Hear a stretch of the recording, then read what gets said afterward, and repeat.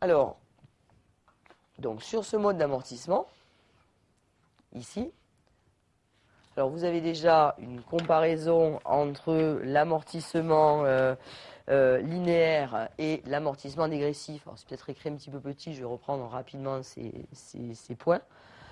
L'amortissement linéaire, on l'appelle aussi l'amortissement constant. Pourquoi? Parce qu'on va répartir la valeur du bien, ici, sur sa durée probable de vie. Alors que sur l'amortissement dégressif, on va essayer de bénéficier d'avantages fiscaux, on va essayer d'amortir plus vite. Et comment on amortit plus vite? En appliquant en fait au taux linéaire un coefficient.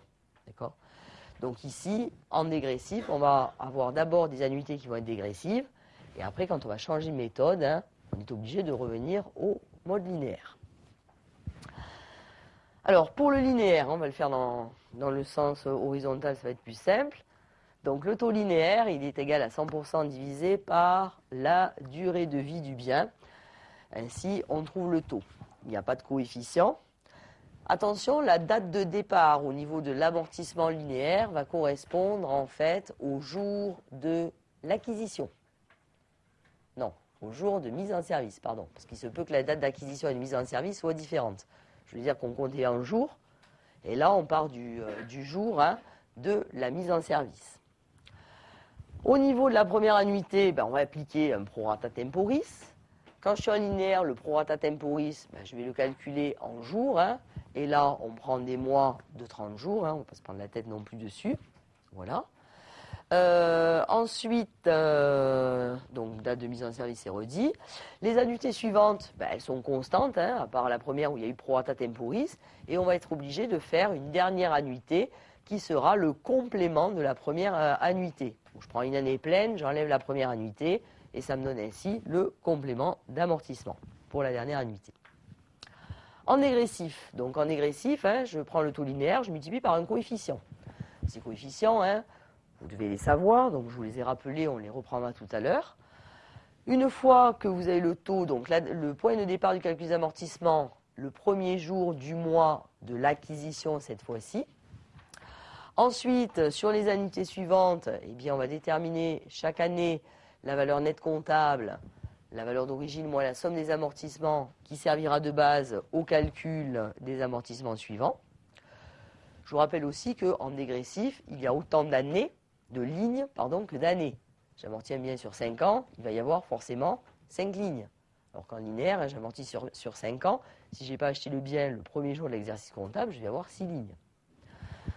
Quand le taux linéaire recalculé sur le nombre d'années restant à courir devient supérieur au taux dégressif, c'est alors qu'on change de méthode et qu'on revient au mode linéaire. Donc voilà le résumé des règles comptables que normalement vous connaissez. Alors je vous rappelle les coefficients.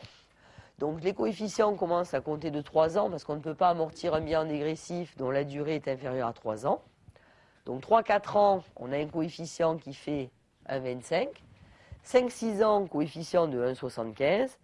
Et plus de 6 ans, on a un coefficient de 2,25.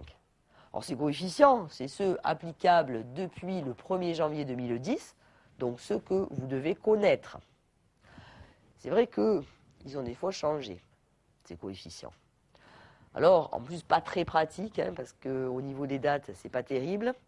Entre le 4 décembre 2008 et le 31 décembre 2009, les coefficients ont été majorés de demi-point. Donc vous voyez, vous avez demi-point en plus que les coefficients qu'on utilise au jour d'aujourd'hui et qu'on utilisait d'ailleurs avant le 4 décembre 2008. Bon, je ne vais pas vous faire non plus un historique sur les coefficients.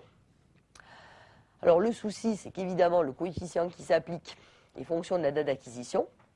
On a encore aujourd'hui, évidemment, des biens qui ont été acquis entre le 4 décembre 2008 et le 31 décembre 2009.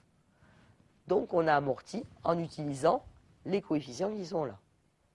Alors surtout, vous devez au moins, en tout cas, évidemment, connaître les coefficients qui s'appliquent sur des acquisitions qui auraient lieu sur 2011 ou 2012, les dates sur lesquelles on travaille par rapport à l'examen.